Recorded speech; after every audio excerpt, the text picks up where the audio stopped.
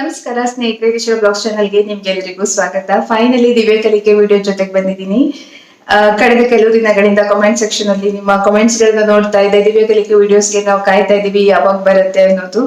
ಯಾವಾಗ್ಲೇ ಬರ್ಲಿ, ಏನೋ ಒಂದು ಒಳ್ಳೇದ್ ಕಲಿಯಕ್ ಸಿಗುತ್ತೆ ಅನ್ನೋ ನಂಬಿಕೆ ಜೊತೆಗೆ ನೀವು ಕಾಯ್ತಾ ಇದ್ರಿ. Hope I will not disappoint you today. ಇವತ್ತಿನ ದಿವ್ಯ ಕಲಿಕೆನಲ್ಲಿ ಮೇನ್ ಆಗಿ ದಿವ್ಯ ಲೈಫ್ ಅಲ್ಲಿ ಮೋಸ್ಟ್ ಇಂಪಾರ್ಟೆಂಟ್ ಆಸ್ಪೆಕ್ಟ್, ನಿಮ್ಮಲ್ಲಿ ಸಾಕಷ್ಟು ಜನರಿಗೆ ಗೊತ್ತೇ ಇದೆ, ನನ್ನನ್ನ ಶುರುವಿಂದ ನೋಡ್ತಿರೋರ್ಗಂತೂ ಹೇಗೂ ಗೊತ್ತೇ ಇದೆ ನನ್ನ ಫ್ರೀಡಮ್ ಅನ್ನ ನಾನು ಎಷ್ಟರ ಮಟ್ಟಿಗೆ ಎಂಜಾಯ್ ಮಾಡ್ತೀನಿ ಅನ್ನೋದು. ಇವತ್ತು ನಾವು ಆ ಫ್ರೀಡಮ್ ನ ಬಗ್ಗೆ ಸ್ವಲ್ಪ ನೋಡೋಣ. ಸೊ ನಿನ್ನೆ ನಾನು ಇದನ್ನ ಯೋಚನೆ ಮಾಡಿ ನೋಡ್ತಾ ಇದ್ದೆ, ಲಾಸ್ಟ್ 3 ಡಿಕೇಡ್ಸ್ ಅಲ್ಲಿ ಫ್ರೀಡಮ್ ಅನ್ನೋ ಡೆಫಿನೇಷನ್ಸ್ ಹೇಗ್ ಬದಲಾಯಿತು ನನ್ನ ಲೈಫ್ ಅಲ್ಲಿ. ರೈಟ್ ನೌ ನನ್ನ ಲೈಫ್ ಅಲ್ಲಿ ಫ್ರೀಡಮ್ ಅಂದ್ರೆ ಅದನ್ನ ನಾನು ಹೇಗೆ ಡಿಫೈನ್ ಮಾಡೋದಕ್ಕೆ ಇಷ್ಟಪಡ್ತೀನಿ. ಇದನ್ನ ತಿರುಗಿ ನೋಡಿದಾಗ ನನಗನ್ಸ್ತು, ವೈ ನಾಟ್, ಇದನ್ನು ಕೂಡ ನಾನು ದಿವ್ಯ ಕಲಿಕೆನಲ್ಲಿ ಶೇರ್ ಮಾಡಬಹುದು, ನಿಮ್ಮಲ್ಲಿ ಸಾಕಷ್ಟು ಜನರಿಗೆ ಇದು ರಿಲೇಟ್ ಆಗ್ಬೋದು ಅಂತ.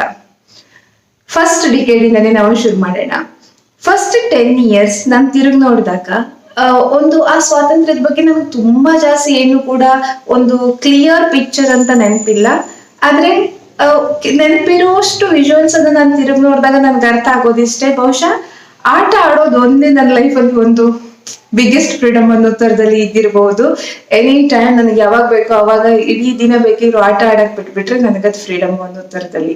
ಫಸ್ಟ್ 10 ಇಯರ್ಸ್ ನನಗಷ್ಟೇ ನೆನಪಿರೋದು. ತುಂಬಾ ಜಾಸ್ತಿ ಫ್ರೀಡಮ್ ಡಿಫ್ರೆಂಟ್ ಏರಿಯಾಸ್ ಗಳನ್ನ ನಾನು ಅವಾಗ ಏನು ಕೂಡ ಎಕ್ಸ್ಪ್ಲೋರ್ ಮಾಡಿರ್ಲಿಲ್ಲ. ಜಸ್ಟ್ ಪ್ಲೇ ಅಷ್ಟೇನೆ. ಅದಾದ್ಮೇಲೆ ನೆಕ್ಸ್ಟ್ ಎಂಟರಿಂಗ್ ಟೀನ್ಸ್, ಆಗ ನಮ್ಗೆ ಒಂದು ಫ್ರೀಡಮ್ ನ ಕ್ರೇವಿಂಗು ಸ್ಟಾರ್ಟ್ ಆಗೋದು. ಸಾಕಷ್ಟು ವಿಷಯಗಳಲ್ಲಿ ನಾವು ನಮ್ಮ ಫ್ರೀಡಮ್ ಅನ್ನ ಎಕ್ಸ್ಪ್ಲೋರ್ ಮಾಡೋದಕ್ಕೆ ಇಷ್ಟಪಡ್ತಾ ಇರ್ತೀವಿ. ನಾನು ಕೂಡ ಅದರಿಂದ ಹೊರತಲ್ಲ. ಸೊ ಸಾಕಷ್ಟು ವಿಷಯಗಳಲ್ಲಿ ಮೇನ್ಲಿ ಟೀನೇಜ್ ಅಂತ ಬಂದಾಗ ಪ್ರತಿ ಒಂದು ಹಾಕೋ ಬಟ್ಟೆಯಿಂದ ಹಿಡಿದು ಹೇರ್ ಸ್ಟೈಲ್ ಇಂದ ಹಿಡಿದು ಪ್ರತಿ ಒಂದ್ರಲ್ಲೂ ಕೂಡ ಒಂದು ಫ್ರೀಡಮ್, ನನ್ನ ಸ್ವಂತ ಇಷ್ಟ, ನನಗಿದಿಷ್ಟ ಅಥವಾ ಇದು ನನಗಿಷ್ಟಪ್ಪ ಅನ್ನೋ ತರದ ಒಂದು ನಿಧಾನಕ್ಕೆ ಸ್ಟಾರ್ಟ್ ಆಗತ್ತೆ. So obviously I enjoy thoroughly all those things. ಅದಾದ್ಮೇಲೆ ಇನ್ನೂ ಜಾಸ್ತಿ ನಾನು ತಿರುಗಿ ನೋಡಿದ್ರೆ ನನ್ಗೆ ಮೇನ್ ಆ ಡ್ಯೂರೇಷನ್ ಅಲ್ಲಿ ಇದ್ದಿದ್ದು ಸ್ಪೋರ್ಟ್ಸ್. ಸೊ ನಾನು ಹೈಸ್ಕೂಲ್ ಪೂರ್ತಿ ನಾನು ವಾಲಿಬಾಲ್ ಟೂರ್ನಿಮೆಂಟ್ಸ್ ಆಡ್ತಾ ಇದ್ದೆ. ಕಾಲೇಜ್ ಡೇಸ್ ಗಳಲ್ಲಿ ನಾನು ಟೇಬಲ್ ಟೆನ್ನಿಸ್ ಟೂರ್ನಿಮೆಂಟ್ ಆಡ್ತಾ ಇದ್ದೆ. ಸೊ ಥಾರೋಲಿ ನನಗೇನಂದ್ರೆ ಗ್ರೌಂಡ್ ಅಲ್ಲಿ ನನಗ್ ಬೇಕಾದಷ್ಟು ಹೊತ್ತು ಆಟ ಆಡೋದಕ್ ಬಿಟ್ಬಿಟ್ರೆ ಮಿಕ್ಕಿರೋದು ಕ್ಲಾಸು ಇದು ಬರೆಯೋದು ಮಾಡೋದ್ರಲ್ಲಿ ತುಂಬಾ ಜಾಸ್ತಿ ಎಂಗೇಜ್ ಮಾಡಿದೆ. ಎಷ್ಟು ಹೊತ್ತು ನನ್ನ ಗ್ರೌಂಡ್ ಅಲ್ಲಿ ಬಿಡ್ತಿರೋ ನೋಡಿ, ಅದ್ ನನಗೆ ಫ್ರೀಡಮ್ ಅಂತ ಹಾಗೆ ಫೀಲ್ ಆಗ್ತಾ ಇತ್ತು. ಯಾವ್ದಾದ್ರು ಟೂರ್ನಿಮೆಂಟ್ಸ್ ಗಳಿಗೆ ಯೂಶಲಿ ನಾನು ಎಲ್ಲದಕ್ಕೂ ಕಳಿಸ್ತಾ ಇದ್ರು, ಬಟ್ ಸ್ಟಿಲ್ ಯಾವ್ದಕ್ಕಾದ್ರೂ ಒಂದಕ್ಕೆ ನೋಡೋಣ ಅಂತ ಅಂದ್ಬಿಟ್ರೆ ಪಾಪ ಆಗ ನನ್ಗನ್ಸೋದು, ಯಾಕೆ ನನಗಿಷ್ಟ ಇದೆ ಹೋಗಕ್ಕೆ, ಯಾಕೆ ನೋಡೋಣ ಅಂತ ಅಂದ್ರು. ಸಮ್ವೇರ್ ಲೈಕ್ ನನಗೆ ಎಲ್ಲೋ ಒಂದ್ ಕಡೆ ನನ್ನ ಫ್ರೀಡಮ್ ಅನ್ನ ಇವರು ಲಿಟ್ಲ್ ಬಿಟ್ ಎಫೆಕ್ಟ್ ಮಾಡ್ತಿದ್ದಾರೆ ಅನ್ನೋ ಹಾಗೆ ಒಳಗಡೆಯಿಂದ ಎಮೋಷನ್ಸ್ ಆ ತರ.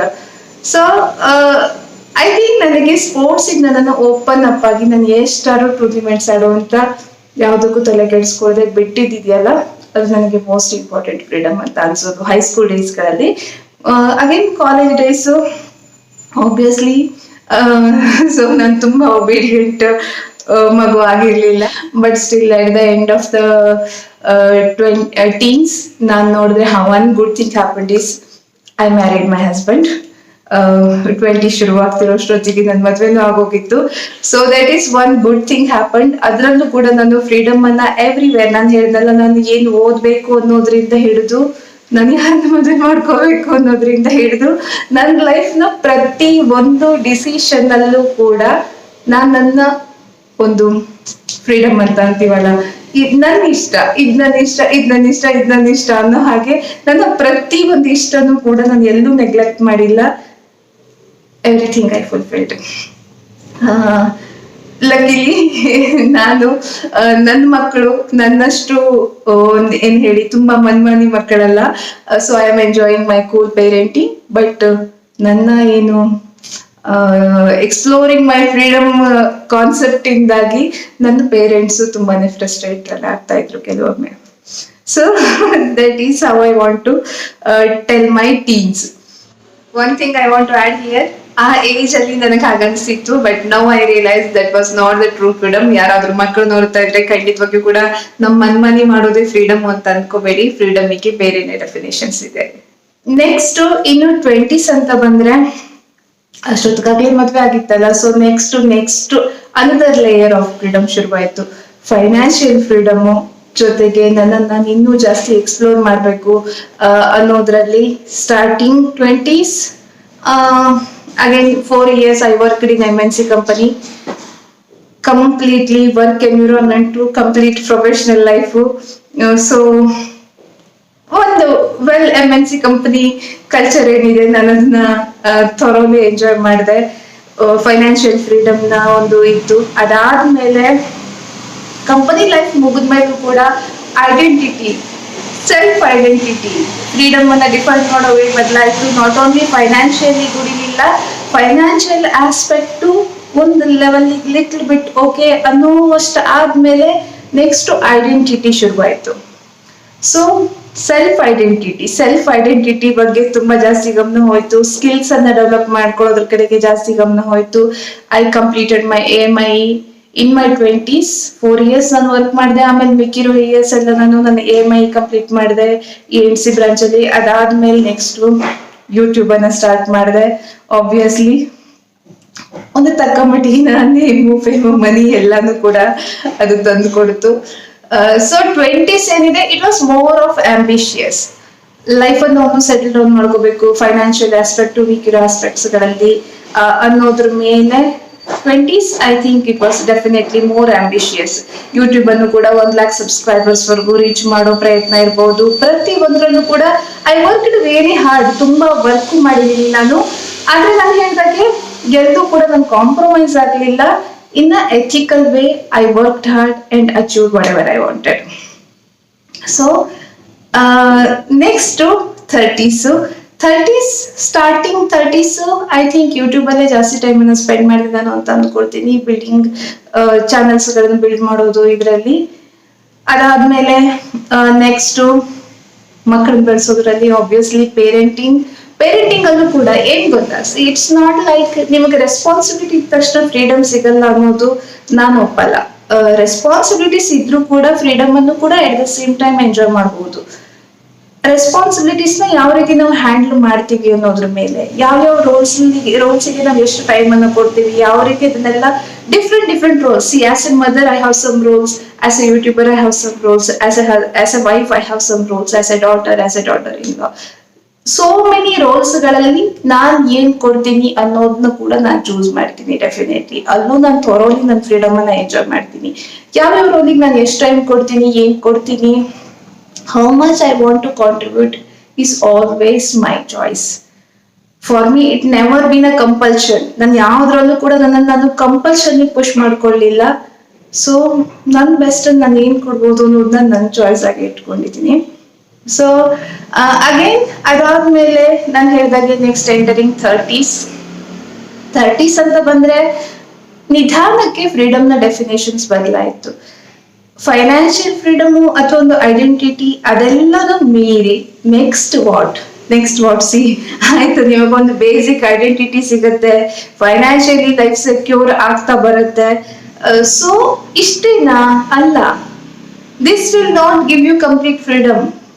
ಆಕ್ಚುಲಿ ಲೈಫ್ ಅಲ್ಲಿ ಏನ್ ಮ್ಯಾಟರ್ ಆಗತ್ತೆ ಅನ್ನೋದು ಆಗ ನಿಜವಾಗಿ ಒಂದು ಅರ್ಥ ಆಗೋದಕ್ಕೆ ಸ್ಟಾರ್ಟ್ ಆಯ್ತು ಅಂತ ಅನ್ಬೋದು. ಇನ್ ಮೈ 30s ನಿಧಾನಕ್ಕೆ ನಿಜವಾಗಿ ನನ್ನ ಲೈಫ್ ಅಲ್ಲಿ ಏನ್ ಮ್ಯಾಟರ್ ಆಗತ್ತೆ, ಲಾಂಗ್ ರನ್ ಅಲ್ಲಿ ಯಾವ್ದು ಮ್ಯಾಟರ್ ಆಗತ್ತೆ, ಇವೆಲ್ಲನೂ ಕೂಡ ಗ್ರಾಜುವಲಿ ಒಂದು ಪರ್ಸ್ಪೆಕ್ಟಿವ್ ಏನಿದೆ ಬದಲಾಗೋದಕ್ಕೆ ಶುರುವಾಯ್ತು. ಇಟ್ಸ್ ಹೇಗೆ ಅಂತಂದ್ರೆ ಒಂದೊಂದೇ ಏರಿಯಾನ, ಇವಾಗ ನಾನು 30s early 30s R late 30s ಇದನ್ನ ಹೇಳೋದಾದ್ರೆ ರೈಟ್ ನಾವು ಫ್ರೀಡಮ್ನ ಒಂದು ಪರ್ಸ್ಪೆಕ್ಟಿವ್ ಅನ್ನ ನಾನು ರೆಪ್ರೆಸೆಂಟ್ ಮಾಡೋದಾದ್ರೆ 4 ಏರಿಯಾದಲ್ಲಿ ನಾನು ಇದನ್ನ ಡಿಫೈನ್ ಮಾಡ್ತೀನಿ. First thing is physically freedom. Everything goes in a ethical way. Here very important. ನನ್ನ ಲೈಫ್ ಅಲ್ಲಿ everything should go in ethical way. So physical freedom ಅಂತಂದ್ರೆ ಏನು? Energetic to do all the task. ಏನೆಲ್ಲ ನೀವು task ನನ್ಗೆ ಇರುತ್ತೋ, ಪ್ರತಿ rolls ಗಳಲ್ಲೂ ನನಗೇನ್ ಕೆಲಸಗಳು ಇರುತ್ತೋ ಅದನ್ನ ನಾನು ಜಸ್ಟಿಫೈ ಮಾಡೋದಕ್ಕೆ ಥ್ರೂಟ್ ದ ಡೇ ನಾನು ಎನರ್ಜೆಟಿಕ್ ಆಗಿರ್ಬೇಕು. ಮಾರ್ನಿಂಗ್ ಅಲ್ಲಿ ಇರೋ ಎನರ್ಜಿನೇ ಸಂಜೆವರೆಗೂ ಸಸ್ಟೈನ್ ಆಗ್ಬೇಕು. ಅಯ್ಯೋ ಎಷ್ಟೊಂದು ಕೆಲಸ ಇದೆ, ಮಾಡೋದಕ್ಕೆ ಎನರ್ಜಿನೇ ಇಲ್ಲ, ಸುಸ್ತಾಗ್ದಿದೆ ಅನ್ನೋ ತರದಲ್ಲಿ ಇರಬಾರ್ದು. ಇದ್ರ ಬಗ್ಗೆ ನಾನು ತುಂಬಾ ಕಾನ್ಶಿಯಸ್ ಇದ್ದೆ. ಫಿಸಿಕಲಿ ಫ್ರೀಡಮ್ ಅಂತ ಅಂದ್ರೆ you need to be energetic.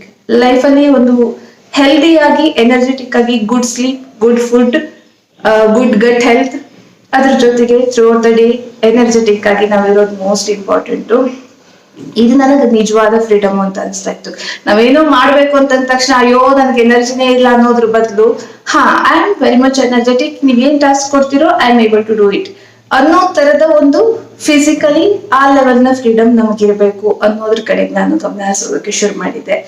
Then comes mentally.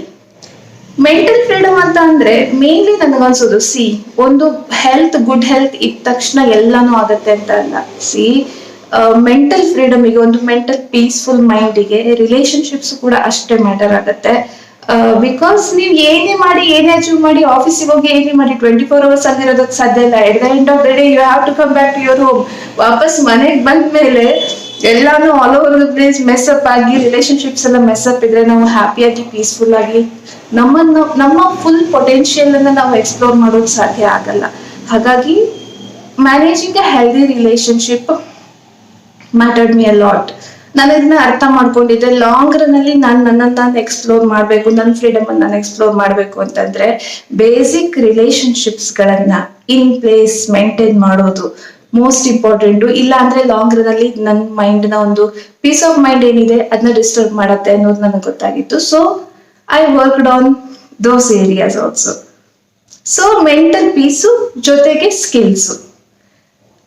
ಒಂದು ಮೈಂಡ್ ಲೆವೆಲ್ ಅಲ್ಲಿ ನೀವು ಫ್ರೀಡಮ್ ಎಕ್ಸ್ಪ್ಲೋರ್ ಮಾಡ್ಬೇಕು ಅಂತಂದ್ರೆ ಬರೀ ಪೀಸ್ ಆಫ್ ಮೈಂಡ್ ಒಂದೇ ಇದ್ರೆ ಸಾಲದು, ಸ್ಕಿಲ್ಸ್ ಕೂಡ ಅಷ್ಟೇ ಇಂಪಾರ್ಟೆಂಟ್ ಆಗುತ್ತೆ. ನಮ್ಮ ಹತ್ರ ಎಷ್ಟು ಸ್ಕಿಲ್ಸ್ ಇರುತ್ತೆ ಅದ್ರ ಮೇಲೆ ವಿ ಕ್ಯಾನ್ ಎಕ್ಸ್ಪ್ಲೋರ್ ಮೋರ್.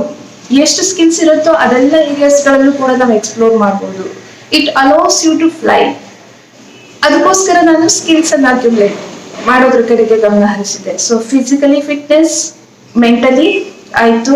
ಅದಾದ್ಮೇಲೆ financial freedom definitely most important. ಇದು ಕೂಡ financial freedom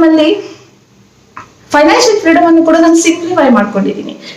two much complicated ಆಗಿ ಫೈನಾನ್ಷಿಯಲ್ ಫ್ರೀಡಮ್ ನಾನು ಹೋಗಲ್ಲ. ಒನ್ ಥಿಂಗ್ ಏನ್ ಗೊತ್ತಾ, ಒಂದು ಯು ಕ್ಯಾನ್ ಅರ್ನ್ ಮೋರ್, ಇನ್ನೊಂದು you can live a simple life.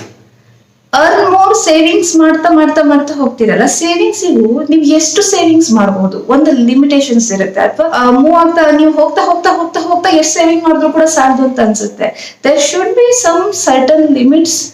ನೀವೇ ಸೆಟ್ ಮಾಡ್ಕೋಬೇಕು ಅದನ್ನ. ಇದಿಷ್ಟು ನನ್ನ ಸೇವಿಂಗ್ಸ್ ಇದ್ರೆ fine, I can leave with it ಅನ್ನೋದನ್ನ. ಅದಾದ್ಮೇಲೆ ಲೈಫ್ ಸ್ಟೈಲ್ ಅನ್ನ ಆದಷ್ಟು ಸಿಂಪಲ್ ಆಗಿ ಇಟ್ಕೋಬೇಕು. ಆಗ ನಮ್ಗೆಲ್ಲೂ ಕೂಡ ಫೈನಾನ್ಷಿಯಲಿ ಇನ್ಸೆಕ್ಯೂರಿಟಿ ಫೀಲ್ ಆಗಲ್ಲ. ಯಾವಾಗ ನೀವು ಒಂದು ಬೇಸಿಕ್ ಸಿಂಪಲ್ ಲೈಫ್ ಅನ್ನು ನಾವು ಬದುಕ್ತೀವೋ, ಈಗ ಫಾರ್ ಎಕ್ಸಾಂಪಲ್ ಮನೇಲಿರೋ ಥಿಂಗ್ಸ್ಗಳು, ನಾನು ತುಂಬಾ ಹೈಫೈ ಲೈಫ್ ಅನ್ನು ಲೀಡೇ ಮಾಡಲ್ಲ, ವೆರಿ ಸಿಂಪಲ್ ಲೈಫ್ ಅನ್ನು ಲೀಡ್ ಮಾಡ್ತೀನಿ.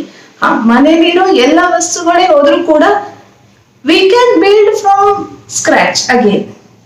ಆ ಕಾನ್ಫಿಡೆನ್ಸ್ ನಮ್ಗಿದ್ದಾಗ ಅವಾಗ ಸುತ್ತಲಿರೋ ಥಿಂಗ್ಸ್ ಗಳ ಬಗ್ಗೆ ನಾವು ಓವರ್ ಕನ್ಸರ್ನ್, ಓವರ್ ಕೇರಿಂಗ್ ಆಗಿ ಓಕೆ ಆಬ್ವಿಯಸ್ಲಿ ಮೇಂಟೆನೆನ್ಸ್ ಮಾಡ್ತೀವಿ, ಬಟ್ ಹಾಗಂತ ಅಯ್ಯೋ ಇದೇನಾದ್ರು ಆಗ್ಬಿಟ್ರೆ ಅನ್ನೋ ಟೆನ್ಷನ್ ಇರಲ್ಲ. ಐ ಆಮ್ ಕೇಪಬಲ್ ಎನಫ್ ಅನ್ನೋದು ಇರುತ್ತೆ. ಅಥವಾ ಒಂದು ಝೀರೋ ಬಂದ್ರು ಕೂಡ ನಿಮ್ ಲೈಫ್ ಸ್ಟೈಲೇ ಬೇಸಿಕ್ ಇದ್ದಾಗ, ಫುಡ್, ಶೆಲ್ಟರ್, ಕ್ಲಾತ್ ಅಥವಾ ಸಮ್ ಎಕ್ಸ್ಟ್ರಾಸ್ ಅಷ್ಟೇ ಲಿಮಿಟೆಡ್ ಇದ್ದಾಗ ನೀವು ಝೀರೋ ಬಂದ್ರು ಕೂಡ ಮತ್ತೆ ವಾಪಸ್ ಬದುಕನ್ನ ಕಟ್ಕೋಬಲ್ಲೆ ಅನ್ನೋ ಕಾನ್ಫಿಡೆನ್ಸ್ ಇರುತ್ತೆ. Because you have skills, you have experience. ಆ ಬೇಸಿಕ್ ಲೈಫ್ ಸ್ಟೈಲ್ ಅನ್ನ ನಾವು ಎಲ್ಲಿದ್ರು ಕೊಂಡ್ಕೋಬಹುದು ಅನ್ನೋಷ್ಟು ಕಾನ್ಫಿಡೆನ್ಸ್ ನಮ್ಮಲ್ಲಿ ಬರುತ್ತೆ. ಹಾಗಾಗಿ ಸೇವಿಂಗ್ಸ್ ಮೋಸ್ಟ್ ಇಂಪಾರ್ಟೆಂಟ್.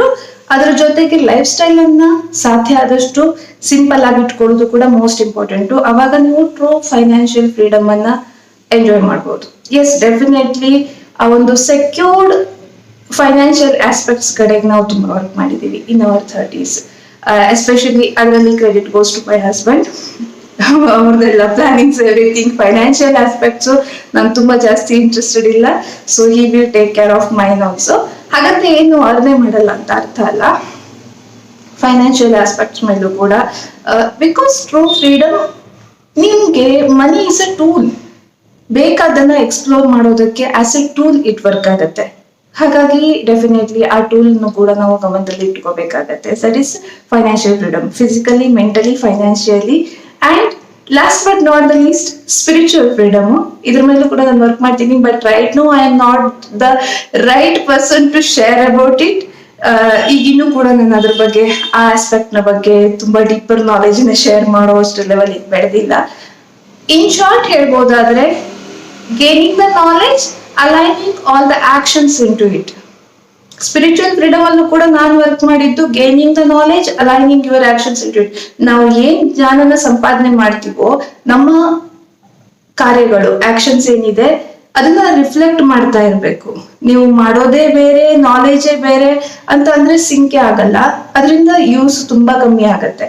ಸೊ ಏನ್ ನಾಲೆಜ್ ಅನ್ನ ಸಂಪಾದನೆ ಮಾಡ್ತಿದ್ದೀರೋ ನಮ್ಮ ನಡವಳಿಕೆನಲ್ಲಿ, ನಮ್ಮ ಕಾರ್ಯವೈಖರಿನಲ್ಲಿ ಅದು ರಿಫ್ಲೆಕ್ಟ್ ಆಗ್ತಾ ಹೋಗೋದ್ರ ಕಡೆಗೆ ನಾವು ಗಮನ ಹರಿಸ್ಬೇಕು. That is so spiritual freedom ಏನ್ ಗೊತ್ತಾ, ಮಿಕ್ಕಿದ್ದು ಮೆಂಟಲಿ, ಫಿಸಿಕಲಿ, ಫೈನಾನ್ಷಿಯಲಿ ಒಂದು ಟೈಮ್ ಸ್ಪ್ಯಾನ್ ಅನ್ನ ಸಾರ್ಟ್ ಮಾಡಿದ್ರೆ, spiritual freedom such a longer time span ಅನ್ನು ಕೂಡ ಸಾರ್ಟ್ ಮಾಡುತ್ತೆ.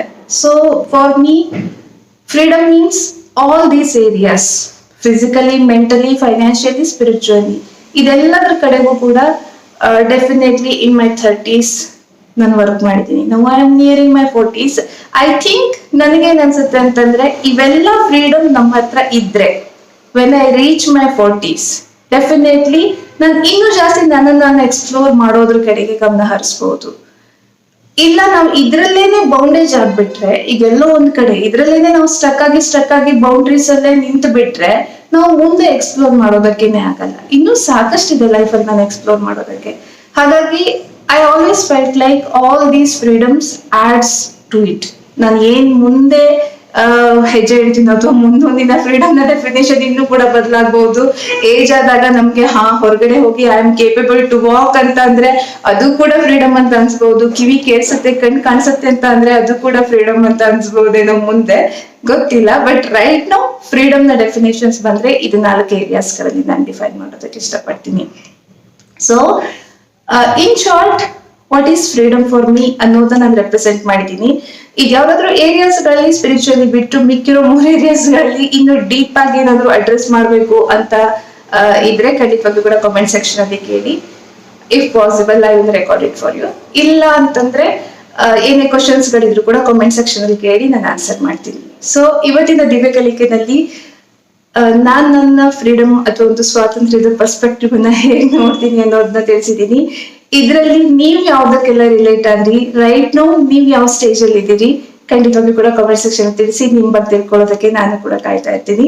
ಇವತ್ತಿನ ದಿವ್ಯ ಕಲಿಕೆನಲ್ಲಿ ಇಷ್ಟೇ. ವಿಡಿಯೋ ಇಷ್ಟ ಆದ್ರೆ ಖಂಡಿತವಾಗ್ಲೂ ಕೂಡ ವಿಡಿಯೋನ ಲೈಕ್ ಮಾಡಿ, ಅನಿಸಿಕೆಗಳನ್ನ ಕಾಮೆಂಟ್ ಸೆಕ್ಷನ್ ತಿಳಿಸಿ. ಸಿಗೋಣ ಮುಂದಿನ ವಿಡಿಯೋದಲ್ಲಿ. ಅಲ್ಲಿವರೆಗೆ ಧನ್ಯವಾದ.